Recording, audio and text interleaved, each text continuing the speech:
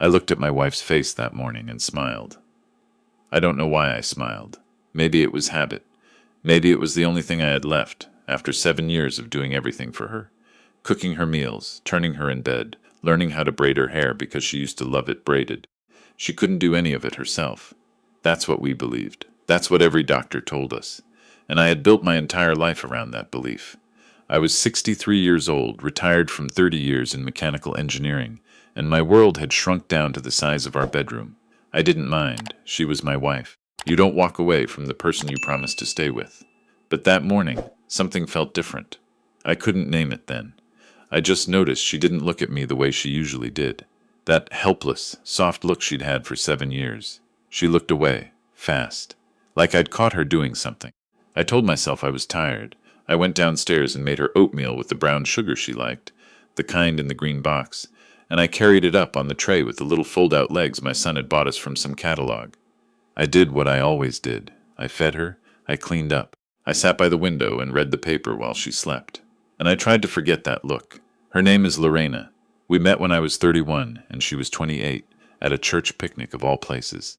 She was laughing at something her cousin said, and she had this laugh.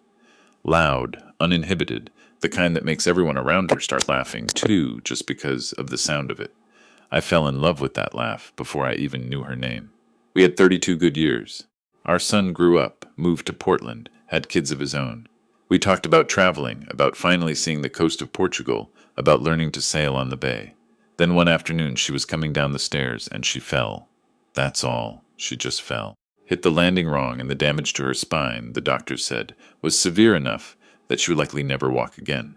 I say likely because that is the exact word the first neurologist used. Likely, not certainly. I held on to that word for a long time. But then month after month came and went, and she didn't improve, and eventually I stopped holding on to it. I hired a part-time nurse for the first year. A woman named, well, it doesn't matter what her name was. What matters is that after a year, money was tighter, and my wife said she preferred just me, said she felt safer with me. So I let the nurse go, and I became everything. Husband, caretaker, cook, physical therapist of sorts, errand runner, scheduler of appointments, translator of medical paperwork. I'm not telling you this so you'll feel sorry for me. I'm telling you because I need you to understand what 7 years of that does to a person. Not bitterness. I didn't feel bitter. I felt compressed. Like my whole self had been folded down into a smaller and smaller shape until I was just a function. The man who carries the tray. The man who turns her at night. The man who calls the pharmacy. Our son visited when he could, every few months. He had his own life, his own family, and I understood that.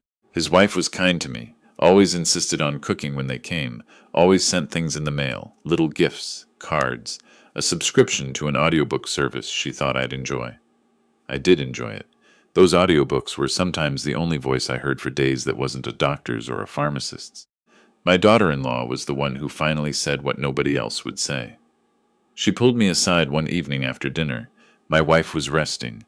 My son had stepped outside to call a colleague, and she sat down across from me at the kitchen table with a look I recognized from years of marriage myself. The look that means the next sentence is going to cost something. I need to ask you something, she said, and I need you to actually think about it before you answer. I said, okay. Have you ever seen her try? She asked. Not fail. Try. I started to answer, and she held up her hand gently. I mean actually try. Get up. Reach for something. Shift her weight. Anything. I sat there. I thought about it. And what I realized, sitting in my own kitchen with the sound of the dishwasher running and the last light coming through the window over the sink, was that I couldn't think of a single time. Not one. 7 years, and I had never seen Lorena make any effort at all. Not a grimace from trying to lift an arm. Not a frustrated grunt. Nothing. She simply lay there, perfectly still, perfectly dependent. Most people would say that's what paralysis looks like. But my daughter-in-law had been a physical therapist before she had children, and she said very quietly that in 7 years of working with spinal patients, she had never seen one with zero spontaneous movement. Not one. Even the most severe cases, she said, had something. A twitch. A spasm. An involuntary response to pain or cold. Something. I didn't sleep that night. I want to be honest about what the next few weeks were like, because it would be easy to tell this story like I suddenly became a detective, sharp and purposeful. That's not what happened. What happened was, I became a man who watched his wife out of the corner of his eye and hated himself for it. I felt like a traitor. She trusted me completely. She depended on me for everything. And there I was, sitting in the armchair next to the window, pretending to read while I watched to see if she moved. She didn't, not when she thought I was watching. But one morning I forgot my phone upstairs. I came back up quietly. I'd taken to wearing soft-soled shoes by then, years of habit so I wouldn't disturb her, and when I reached the doorway I stopped. She was lying with her eyes open, staring at the ceiling, and her right hand was moving. Slowly, deliberately, her fingers were working a loose thread on the edge of the quilt. Back and forth, pulling it, twisting it. The way a person does when they're thinking hard about something, and their hands need to be doing something while their mind works. I stood in that doorway for what felt like a very long time. Then I stepped back, went downstairs, waited 5 minutes, and came back up the stairs the normal way, heavier on my feet. She had her eyes closed when I walked in. Her hands were still. I didn't say anything. I got my phone. I went back downstairs, and I sat at the kitchen table, and I stared at the wall for a long time. I called my son that night. I didn't tell him what I'd seen. I asked him to bring his wife on their next visit, and I asked them to come sooner than they'd planned. They came the following weekend. My daughter-in-law had a contact, a neurologist she'd worked with in her PT days, a man with a reputation for thorough diagnostics, not just taking prior medical records at face value. She'd already spoken to him without telling me, just to ask if it was possible, if there was a way to know for certain. He said yes. He said an updated imaging workup, plus a sensory assessment by someone who didn't already have an established relationship with the patient, someone who came in without assumptions, could be very telling. We brought it to my wife as routine. My doctor wants updated scans, I told her. Insurance is requiring a new baseline assessment. She accepted it the way she accepted most things. Passively, without question. She let me arrange everything. She always let me arrange everything. The appointment was on a Tuesday morning in March. I drove her in the chair, helped her into the vehicle the way I had done hundreds of times. The neurologist's office was on the 4th floor of a medical building downtown. We went up in the elevator. The receptionist brought us back. Everything was ordinary. Everything was routine. I was holding on to that word again, routine, the same way I'd once held on to the word likely. The neurologist examined her for over 2 hours. I waited in the hallway on a bench outside the room. At one point a nurse came out for something and left the door slightly ajar, and I heard my wife's voice, low and careful, answering questions. I heard the doctor say something I couldn't make out. Then I heard him say, clearly enough, "Can you feel that?" And she said yes. A person who is paralyzed from the waist down does not say yes when a neurologist touches their lower leg and asks if they can feel it. When he came out to speak with me, he closed the door behind him and he stood in the hallway and he looked at me with the particular expression I imagine doctors practice, or maybe just develop. Level, not unkind, but not softening it either. He said the imaging showed no active injury consistent with the degree of impairment she'd been presenting. He said her sensory responses were intact. He said that based on everything he had observed, there was no neurological reason she could not walk, and had not been walking for quite some time. He said he was legally obligated to notify me, and that I needed to contact law enforcement, and that he was very sorry. He said those last 4 words like he meant them. I think he did. I drove home alone. My daughter-in-law had come and taken my wife from the office on some pretense. They'd planned that part, so that I could have a few minutes to process before I had to face her again. I sat in the parking garage for a while. It was very quiet, the kind of quiet that feels like pressure. 7 years. I had given 7 years of my life. I had given up Portugal and sailing and the second half of my retirement. I had given up the easy mornings I was supposed to have, the dinners with friends that got fewer and fewer, because how do you leave a wife who needs you for every small thing, every hour of every day? I had given up the version of myself that was still becoming something. I had handed all of that over without hesitation, without resentment, because I loved her, because I made a promise, because I'm the kind of man who means it when he says in sickness and in health. And she had been lying in that bed of her own free will. The question that came next was the one I didn't want to ask, the one that, once I asked it, I couldn't unfold back into not knowing. Why?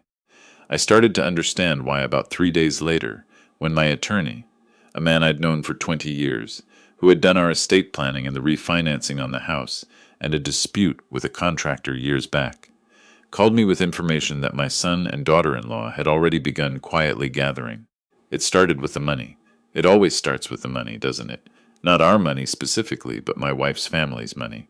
Her mother had passed 4 years before the fall on the stairs. Her estate had been sizable, nothing extraordinary but real. A house, some investments, a life insurance policy. It had been divided among Lorena and her 2 siblings according to a will that predated our marriage.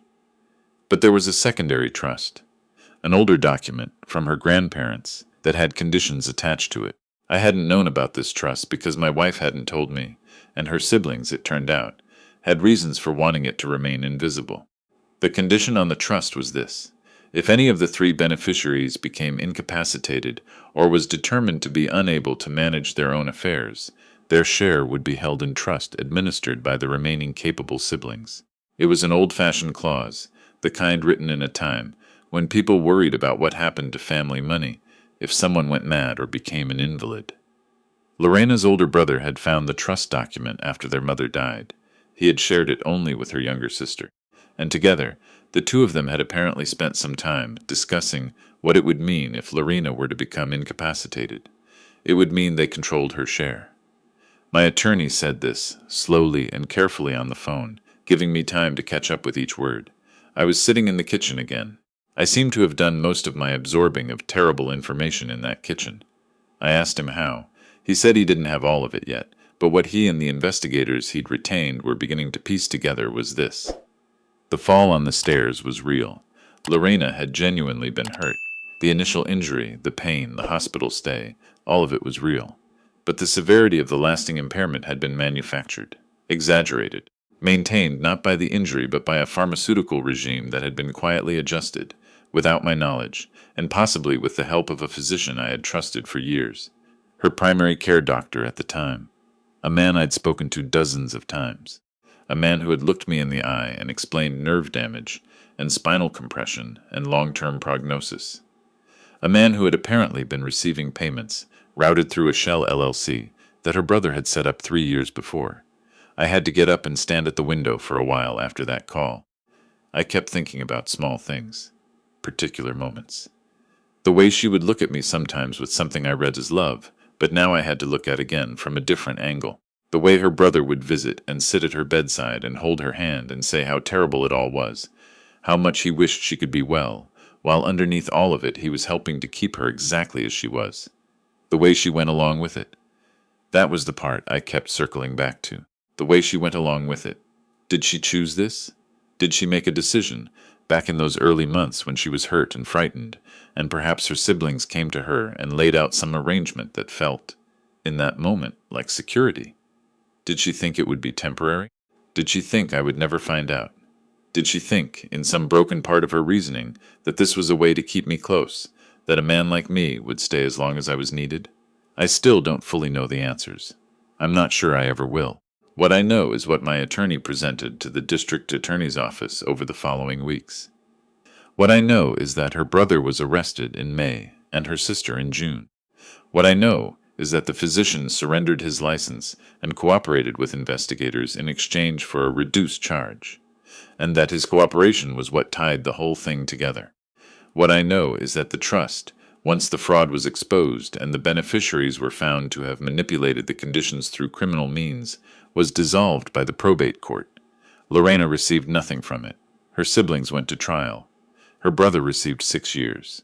Her sister, who the court determined had played a lesser role and who cooperated after her brother's arrest, received 3 years probation. People sometimes ask me, now that I've been talking about this, now that I've let myself say it out loud, whether I feel like justice was served. And I tell them honestly, I don't know what justice looks like for something like this. Her brother and sister will eventually come out of it and rebuild. The doctor is disgraced but alive and healthy, and I had 7 years taken from me that no sentence gives back. But Lorena, that part is the hardest to explain. I saw her once after the police became involved, once in person, in a meeting arranged by attorneys. She was sitting in a chair, a regular chair, not a wheelchair, and she looked smaller than I remembered. She had been walking for several weeks by then. She'd apparently walked out of the neurologist's office and into my daughter-in-law's car under her own power. Because once it was over, once it was seen, There was no reason to keep pretending. She looked at me across the table and she said she was sorry. She said it like someone who has rehearsed it and knows the word is insufficient, but says it anyway because there's nothing else.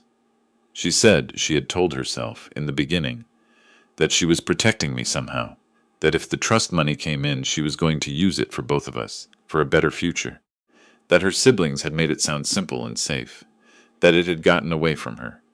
I listened to all of it. I did not say anything for a long time. Then I told her I believed that she had loved me in whatever way she was capable of loving someone. I told her I didn't think I could be in the same room with her again after that day, and I told her I was going to figure out what was left of my life and try to live it. She cried. I did not. I think I had done most of my crying in the weeks before, alone in that kitchen, when the shape of it was still becoming clear, and I had not yet had to say it to anyone out loud. The divorce was finalized 14 months after the neurologist's appointment. I kept the house. I didn't want the house, actually. It was too big and too full of the particular silence of 7 years. But my attorney said it was mine, and I should hold on to it for practical reasons. So I did. I've been slowly changing it. New floors in the kitchen. The bedroom repainted a different color. I put a chair on the back porch that I sit in most mornings now, with coffee and whatever book I'm reading, and I listen to the birds and I try to learn how to be a person who has time again. My son calls every week. His wife sends things in the mail, still. My grandchildren don't fully understand what happened, which is fine. I'm just their grandfather who lives in the house with the porch chair and who makes very good pancakes when they visit. I started sailing lessons in September. I'm not good at it yet. The instructor, a patient woman in her 40s who has clearly taught many uncertain older men, says I have good instincts for reading the wind. I'm not sure she means it, but I appreciate her saying so. I think about Portugal sometimes. It still feels possible in a way that it didn't for a long time. Not as the thing I gave up. As the thing that's still out there, waiting. I'm 65 now. I know what it is to lose 7 years. I know what it is to build everything you have around another person and discover that the ground underneath was never solid. I know what it is to smile at someone every morning because it was the only thing you had left, and then to have to learn how to smile for a different reason. I don't tell this story because I want sympathy. I tell it because I think there are other people who have spent years giving themselves over to something, to someone, and have not yet let themselves ask the question my daughter-in-law asked me. Have you ever seen them try? Not fail. Try. Sometimes the bravest thing you can do is sit with that question until you're honest enough to answer it.